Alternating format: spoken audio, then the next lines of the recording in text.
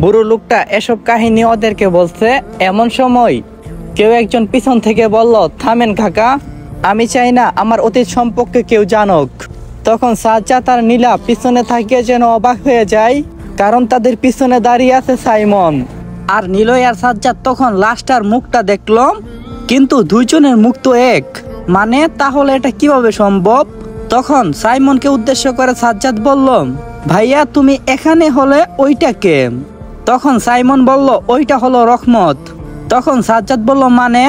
তখন সাইমন লাশটার কাছে গেল আর লাশের মুখে হাত দিয়ে মুখোশটা সরিয়ে ফেললো। তখন সাজ্জাদ লক্ষ্য করলো সাইমনের হাত দিয়ে রক্ত বের হচ্ছে। তখন সাজ্জাদ সাইমনকে বলল, ভাইয়া তোমার হাতের কি হয়েছে? তখন সাইমন বলল, আসলে যাদের জন্য এতদিন অপেক্ষা করছিলাম, যে আমি একদিন তাদের কাছ থেকে বদলা নেব, সেই আশাই পূরণ করে ফিরলাম। তখন মাইশা এসে সাইমনকে জড়িয়ে ধরল আর হাউমাউ করে কান্না করে দিল, জানো আমি ভেবে নিয়েছিলাম যে তুমি আর এই দুনিয়াতে নাই। সাইমন বলল, আমার কোনো কিছুই হবে না, তাছাড়া আপনি এভাবে কাঁদছেন কেন? তখন মাইশা বলল, তুমি কি জানো না যে আমি তোমাকে ভালোবাসি? তখন সাইমন বলল, ভালোবাসো? জানো আমি একজনকে অনেক ভালোবাসতাম, কিন্তু তারা তাকে বাঁচতে দেয়নি, তাকে নির্মমভাবে হত্যা করছে। তারপর থেকে আমি চাই না আমার সাথে অন্য কারো জীবন জড়াতে। মাইশা বলল, আমি তোমার জন্য সবকিছু করতে পারবো, প্লিজ আমাকে মেনে নাও। তখন সাইমন বলল, না আমি পারবো না। তখন মাইশা এক দূর দিয়ে সেখান থেকে চলে গেল। অন্যদিকে সাজ্জাদ আর নীলা ভাবতে লাগলো সাইমনকে নিয়ে বাসায় ফেরা যাক। তখন সাইমন সাজ্জাদকে উদ্দেশ্য করে বলল, সাজ্জাদ তোমাকে আমি একটা কথা বলতে চাই। সাজ্জাদ বলল, বলো ভাইয়া। একটা কথা আমার মাথায় কিছুতেই ঢুকছে না। সাজ্জাদ বলল, কি কথা?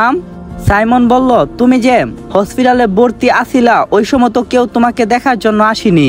তখন সাজ্জাদ বলল, সে অনেক কথা, সময় করে তোমাকে বলবো। সাইমন বলল, না আমি এখন শুনতে চাই। তখন নিলয় সবকিছু খুলে বলল যে সাজ্জাদের সাথে কি কি ঘটে গেছিল। সাইমনের চোখ দিয়ে পানি বের হয়ে গেছে। ছি, নিজের ভাবি হয়ে এই কাজ করছে, তার কঠিন শাস্তি হওয়া দরকার। তখন সাজ্জাদ বলল, ভাইয়া বাদ দাও এসব, আমি সবাইকে ক্ষমা করে দিছি। সাইমন বলল, এত সহজে ক্ষমা করলে তো হবে না, তারা আমার ভাইকে আঘাত করছে, আমি সব কয়টাকে দেখে নেব। তখন নীলা বলল, ভাইয়া মাথা গরম করলে হবে না, দেখেন এত বছর পর আমাদের কাছে ফিরছেন, তাই আমরা চাই না আপনি কোনো না কোনো ভাবে আমাদের কাছ থেকে হারিয়ে যান, আমরা চাই আপনি আমাদের সাথেই থাকেন। তখন সাইমন বুড়ো লোকটির মুখের দিকে তাকিয়ে বলল, সুলাইমান চাচা। তখন সুলাইমান মিয়া বলল, হ্যাঁ ওরা যা বলছে তাই করো, দেখো আমারও তো বয়স হয়ে গেছে, আমি আর কয়দিন বাঁচব। তখন সাইমন বলল, খবরদার এ কথা আপনি মুখ দিয়ে আনবেন না, আপনি আমাদের সাথে চলুন, আপনি আমাদের সাথেই থাকবেন। তখন তারা বাসায় ফিরে গেল। রাতের বেলা সাইমন শুয়ে শুয়ে মোবাইল টিপছে, আর অন্যদিকে নীলা আর সাজ্জাদের বিয়ের ব্যাপারে কথা চলছে। এমন সময় নিলয় দৌড়ে রুমের ভিতরে প্রবেশ করলো। তখন সাইমন নিলয়কে উদ্দেশ্য করে বলল, কি ব্যাপার নিলয়, এভাবে রুমে আসছো কেন? তখন নিলয় বলল, ভাইয়া মাইশা আপু। তখন সাইমন বলল, কি হয়েছে মাইশার?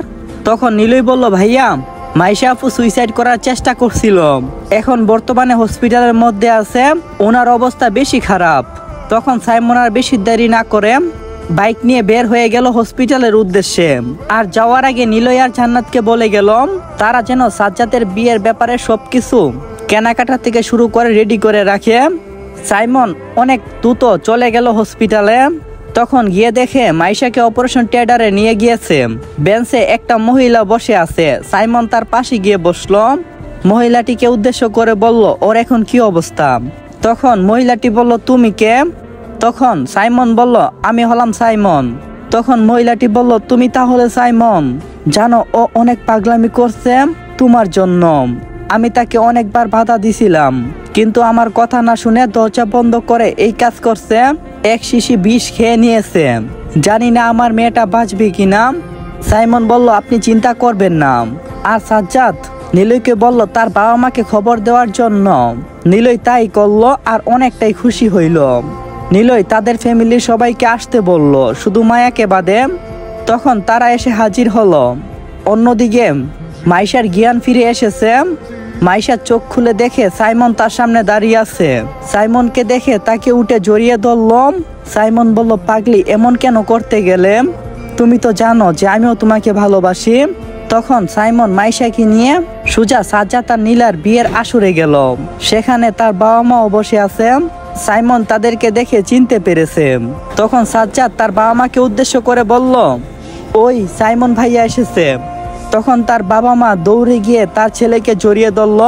এতদিন পর তাকে দেখছে, চোখ দিয়ে তাদের পানি পড়ছে, কিন্তু সাইমন তাদেরকে মেনে নিচ্ছে না। সাইমন বলল, আপনারা কেমন বাবা মা যে আপনারা একবারও সাজ্জাদকে দেখার জন্য যাননি?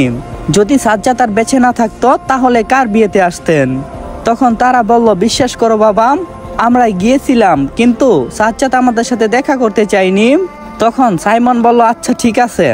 তখন সাইমনের বাবা সবাইকে উদ্দেশ্য করে বলল, আজকে একসাথে দুইটা বিয়ে হবে, সাইমন আর মাইশার আর সাজ্জাদ আর নীলার। এখন বিয়েটা হয়ে গেছে আর বর্তমানে বাসর রাত, তো এর ভিতরে আপনারা যায়েন না। তো এখানে এই গল্পটা সমাপ্ত করলাম। আশা করি গল্পটা আপনাদের কাছে অনেক ভালো লাগছে। আর আমার হাতে এরকম আরেকটা গল্প আছে, যদি আপনারা চান তাহলে আপনাদের জন্য খুব তাড়াতাড়ি নিয়ে আসবো।